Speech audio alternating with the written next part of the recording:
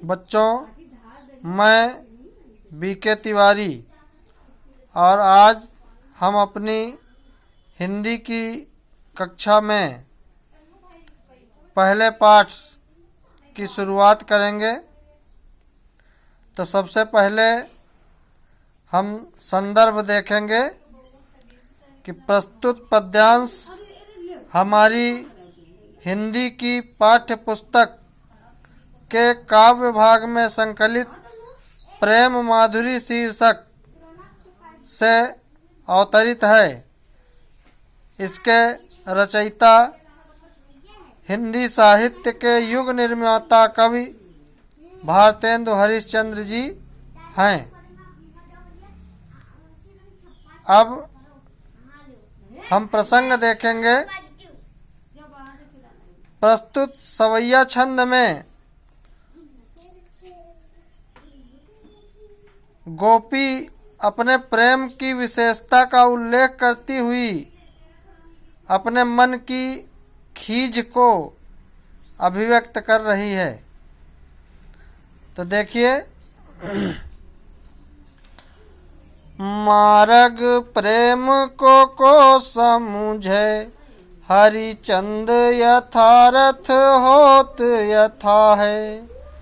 लाभ कछु न पुकारन में बदनाम ही होन की सारी कथा है। तो जानत है जिया मेरो भली विधि और उपाय सब बिरथा है। ओ बावरे हैं ब्रज के सिगरे मोहि नाहक पूछत कौन बिथा है। बावरे हैं ब्रज के सिगरे मोहि नाहक पूछत कौन बिथा है। देखिए, मार्ग प्रेम को समुझे।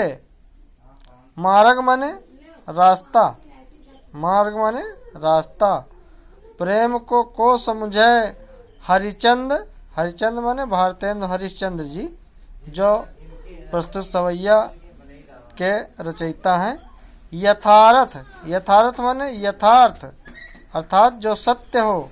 होत यथा है, यथा माने जैसा, अर्थात नायिका कहती है कि प्रेम के मार्ग की सत्यता को, जैसा कि प्रेम होता है वह कौन जान सकता है।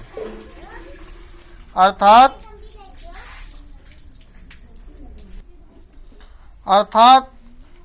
गोपी के कहने का तात्पर्य यह है कि प्रेम के वास्तविक स्वरूप को वही समझ सकता है जिसने कभी प्रेम किया हो।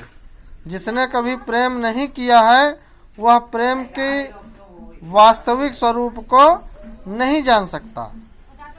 और लाभ कछु न पुकारन में बदनाम ही होन की सारी कथा है।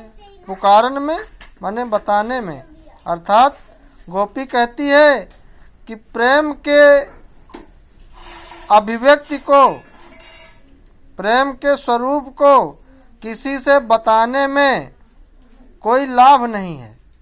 अगर हम अपने प्रेम के किसी स्वरूप को, अभिव्यक्ति को किसी से बताएं तो उसमें हमें केवल बदनामी ही मिलती है और कुछ भी लाभ नहीं मिलता है। इसलिए प्रेमी हृदय जो होता है वो प्रेम की पीड़ा को अंदर ही अंदर सहन करता रहता है और अपने प्रेम की पीड़ा को किसी से कहना भी उचित नहीं समझता है। जानत है जी मेरो भली विधि और उपाय सबय बिरथा है। गोपी कहती है कि जानत है जी, जी माने हृदय, मन, मेरा मन भली प्रकार से यह चीज जानता है, मेरा मन भली प्रकार से यह चीज समझता है कि अन्य जितने भी उपाय हैं सारे के सारे व्यर्थ हैं। अर्थात प्रेम की पीड़ा का निदान कोई भी करने में किसी प्रकार से सक्षम नहीं है, उसे हमको स्वयं ही सहना पड़ता है। अगर हम प्रेम की पीड़ा को, प्रेम की अभिव्यक्ति को किसी से कहते भी हैं तो हमें केवल बदनामी ही मिलती है, बदनामी के सिवा और कुछ भी नहीं मिलता है। गोपी इतना सब कुछ समझती है, इसीलिए वह अंत में क्या कह रही है कि बावरे हैं ब्रज के सिगरे, मोहि नाहक पूछत कौन व्यथा है। ये ब्रज के सारे लोग बावरे हैं ब्रज के सिगरे, सिगरे माने सभी लोग, सभी। मोहि नाहक, नाहक माने व्यर्थ में। बिथा, बिथा माने कष्ट, पीड़ा। अर्थात अंत में गोपी कहती है कि जब मैं जानती हूँ कि सारे उपाय व्यर्थ हैं, प्रेम की पीर को किसी से कहने से, प्रेम के दर्द को किसी से कहने से हमें बदनामी के सिवा और कुछ नहीं मिलने वाला है, इसलिए वो कह रही है कि इसको जब हमें किसी से बताना ही नहीं है, स्वयं ही इसको सहन करना है, तो ऐसी अभिव्यक्ति अपने मन में करती हुई गोपी कहती है कि इस ब्रज के सारे लोग बावले हो गए हैं, पागल हो गए हैं, जो कि मुझसे पूछ रहे हैं कि तुमको कौन सा कष्ट है, तुम्हें कौन सी पीड़ा है।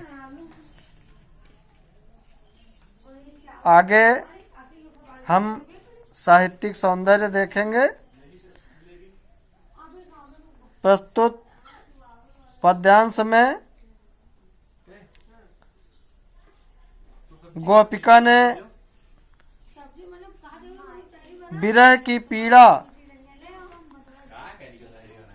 का वर्णन करते हुए बताया है कि इस पीड़ा को संसार में कोई भी नहीं समझ सकता। जिसने प्रेम किया है वही प्रेम को जान सकता है, अन्य कोई भी उसकी अनुभूति नहीं कर सकता है। प्रस्तुत पद्यांश में ब्रज भाषा का प्रयोग किया गया है। इसमें यमक और अनुप्रास अलंकार का प्रयोग है।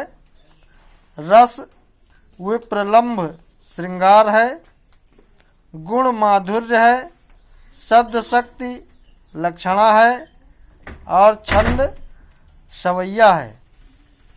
तो प्यारे बच्चों, इस प्रकार हमने पहले पद की व्याख्या देखी। मुझे आशा है आप सभी को समझ में आ गया होगा। अगले छंद की व्याख्या अगले वीडियो में हम चर्चा करेंगे। तब तक के लिए धन्यवाद।